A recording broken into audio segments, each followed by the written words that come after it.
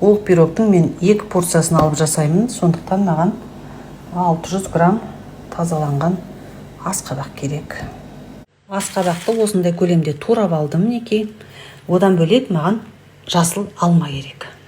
Қажетті мөлшерде сары майды ертіп аламыз. Мынау маған артық енді. Салманың ең басты фишкалары дәмдеуіштері. Имбирь және корица. Қаймақ қосып, жұмыртқаның сарысын қосып, осындай міне қамыр иледім.